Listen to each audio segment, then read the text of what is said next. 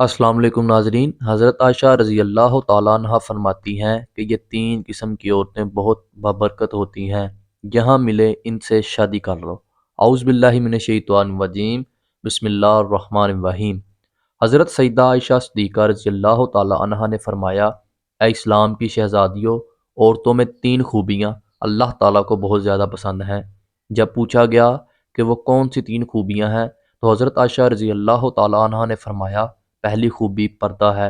پردہ کسی خاتون کو ایسی خوبی ہے جو اللہ کو بہت ہی زیادہ پسند ہے۔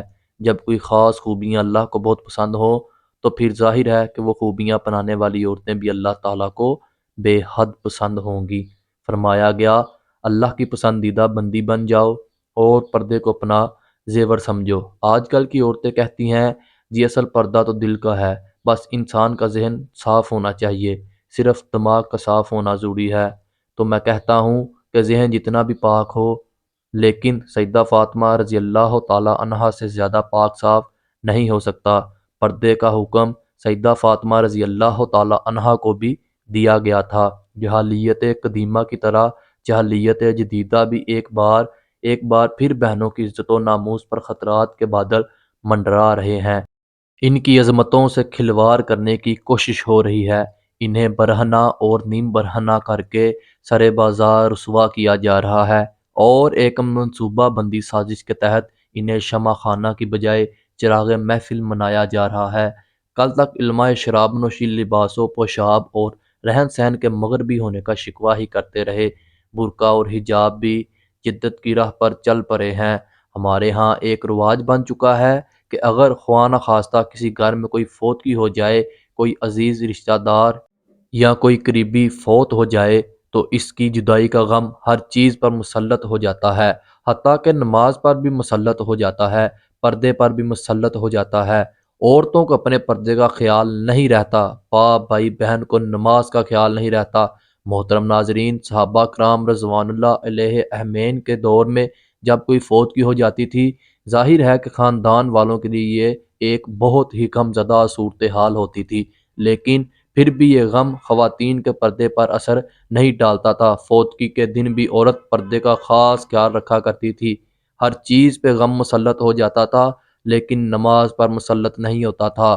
لوگوں کو پتہ ہوتا تھا کہ اب نماز کا وقت ہونے والا ہے، اٹھو اور نماز پڑھو۔ میت اکیلی پڑی رہتی ہے، کوئی پرواہ نہیں، لیکن وہ لوگ ہر حال میں نماز پڑھتے۔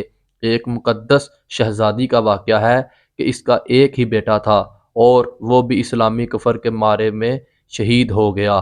اب یہ نیک خاتون آپ صلی اللہ علیہ وآلہ وسلم کے سامنے اس طرح حاضر ہوئی، سر سے لے کر پیروں تک پورا وجود پردے میں ڈھکا ہوا تھا۔ صحابہ کرام رضوان اللہ علیہ اجمعین یہ دیکھ کر حیران رہ گئے کہ اکلوتے جوان بیٹے کی موت کا غم تو بروں بروں کا کلیجہ چھلنی کر دیتا ہے، اور وہ گریہ زادی اور چیخ و پکار پر اتر آتی ہیں۔ یہ کیسی خاتون ہے کہ اتنے بڑے صدمے کے باوجود مکمل پردے کی حالت میں اور مکمل ہوش و حواس میں ہے۔ اتنی بڑے صدمے کے باوجود یہ ابھی بھی پردے میں ہے۔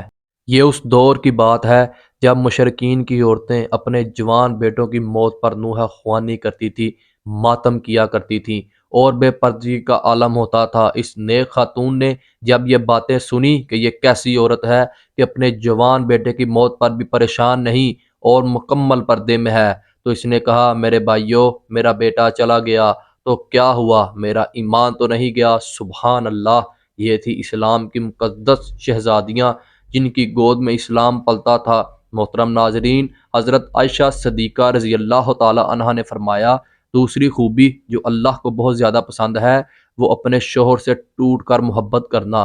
اب ایک عورت نکاح کے ذریعے اللہ اور رسول اللہ صلی اللہ علیہ وآلہ وسلم کی رضا کے لیے اپنا آپ ایک اجنبی مرد کے حوالے کر دیتی ہے جسے وہ جانتی تک نہیں، اسے پہچانتی نہیں، اس کی طبیعت کا پتہ نہیں، اس کے مزاج کا پتہ نہیں کہ وہ کس طرح کا انسان ہے۔ پھر بھی نکاح کے ذریعے وہ اپنے آپ کو اللہ اور رسول اللہ صلی اللہ علیہ وآلہ وسلم کی رضا کی خاطر ایک اجنبی مرد کے حوالے کر دیتی ہے۔ پھر اس شخص کی اولاد کو 9 ماہ تک اپنے پیٹ میں رکھتی ہے، طرح طرح کی اذیتیں سہتی ہیں اور موت کی اسی کیفیت سے گزر کر اس کی اولاد کو جنم دیتی ہے۔ موت کی اسی اذیت سے آنے کے بعد بچہ پیدا ہوتا ہے۔ پھر جب بچہ پیدا ہو جاتا ہے تو ایک ماں اپنی فکر بالکل ترک کر دیتی ہے، اپنا آپ بھول جاتی ہے اور اس بچے کی تربیت میں مصروف ہو جاتی ہے۔ یہی سوچ اس کے ذہن میں ہوتی ہے کہ جب یہ بچہ بڑا ہو کر اچھی خدمات سر انجام دے گا، یہ نہیں کہے گا کہ اس کی ماں نے اس کی تربیت اچھی نہیں کی۔ لیکن پھر ہوتا یوں ہے کہ جب وہ بچہ بڑا ہو کر اچھے کام کرتا ہے اور اچھی خدمات سر انجام دیتا ہے تو سبھی اس کے باپ کی تعریف کرتے ہیں۔ کوئی یہ نہیں کہتا کہ فلاں عورت نے، اس کی ماں نے اس کی اچھی تربیت کی ہے، جس کی وجہ سے یہ بڑا انسان بنا ہے۔ تو کئی سال تک جب وہ ہمارے بچوں کی پرورش میں لگ جاتی ہے اور اپنا بالکل بھول جاتی ہے تو اس کے چہرے پر جھریاں نمودار ہونے لگ جاتی ہیں، اور پھر ایسی عورت کو کئی شوہر یہ کہہ کر ٹھکرا دیتے ہیں کہ عورت مرد کے پاؤں کی جوتی ہے، وہ جب چاہے جوتی کو تبدیل کر سکتا ہے۔ اللہ اکبر! ایک بزرگ اور نیک انسان کی محفل میں لوگ بیٹھے ہوئے تھے۔ وہاں یہ بات چل رہی تھی کہ ایک مرد کہہ رہا تھا، کیا عورت مرد کی جوتی ہوتی ہے؟ مرد کو جہاں بھی اپنے مناسب سائز کی جوتی نظر آئے تو وہ بدل لے۔ وہاں پر بیٹھے ایک شخص نے اللہ والے بزرگ انسان کی جانب رخ کیا اور اس سے دریافت کیا، حضرت کیا یہ شخص ٹھیک کہہ رہا ہے؟ تو بزرگ فرمانے لگے کہ اپنی سوچ کے مطابق بالکل ٹھیک کہہ رہا ہے، اور واقعی عورت مرد کے پیروں کی جوتی ہوتی ہے۔ جو خود کو پاؤں کی امانت سمجھتا ہے، فرمانے لگے، جو خود کو پاؤں جیسا تصور کرتا ہے وہ اپنی بیوی کو پاؤں کی جوتی ہی سمجھتا ہے۔ یہی عورت سر کا تاج بھی تو ہو سکتی ہے، صرف اس مرد کے لیے جو خود کو بادشاہ کی امانت سمجھتا ہے۔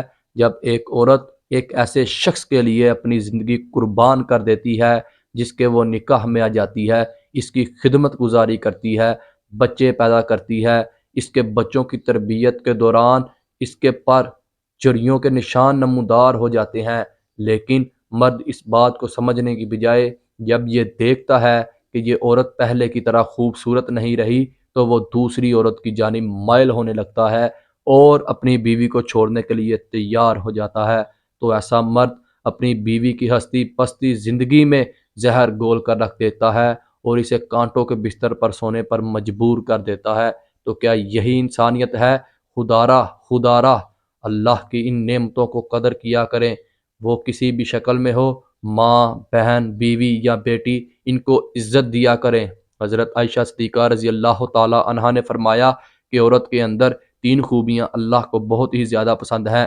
جب پوچھا گیا کہ ام المومنین، عورت کی وہ کون سی خوبیاں ہیں جو اللہ تعالیٰ کو بہت زیادہ پسند ہیں، تو فرمایا، نمبر 1 پردہ کرنے والی عورت اللہ کو بہت ہی زیادہ پسند ہے۔ نمبر 2 شوہر سے ٹوٹ کر محبت کرنا، یعنی شوہر سے بے انتہا محبت کرنے والی عورت بھی اللہ تعالیٰ کو بہت ہی پسند ہے۔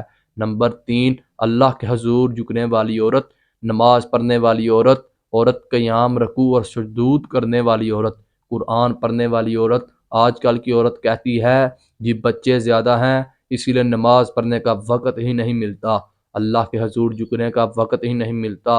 تو اے اسلام کی مقدس شہزادیوں، آئیے سیدہ فاطمہ الزہرا رضی اللہ تعالی عنہا کے بابرکت گھرانے کی بات کرتے ہیں۔ جنت کے سرداروں حسنین کرامین کی تربیت بھی ہو رہی ہے، حضرت علی رضی اللہ تعالی عنہ کی خدمت بھی ہو رہی ہے، مہمانوں کو کھانے بھی پیش کیے جا رہے ہیں۔ جب رات ہوتی ہے تو سیدہ فاطمہ الزہرا رضی اللہ تعالی عنہا سونے کے لیے بستر بچھانے کی بجائے اللہ کے حضور مصلی بچھا لیتی ہیں، قیام کرتی ہیں، رکوع کرتی ہیں، اور پھر جب سجدے میں جاتی ہیں تو ایک کے بعد دوسرا سجدہ بھی مکمل نہیں ہوا تو صبح ہو جاتی ہے۔ سبحان اللہ! تو جس عورت میں یہ 3 نشانیاں پائی جاتی ہیں ان سے فوراً نکاح کر لو۔ حضرت عائشہ رضی اللہ تعالی عنہا نے فرمایا 3 عورتیں بہت بابرکت ہیں۔ نمبر 1 جس کے پاس رشتہ بھیجنا اور منظور ہونا آسان ہو۔ نمبر 2 جس کا مہر بہت کم ہو اور آسان ہو۔ نمبر 3 جس کی پہلی اولاد بیٹی ہو۔ اللہ پاک سے دعا ہے کہ ہمیں نیکی کی باتوں پر عمل کرنے کی توفیق عطا فرمائے۔ اللہ پاک ہم نے اپنی بیویوں کے حقوق ادا کرنے کی توفیق عطا فرمائے۔ اللہ تعالیٰ میری اور آپ کی بخشش فرمائے اور ہمیں صراط مستقیم پر چلنے کی توفیق عطا فرمائے۔ آمین آمین آمین۔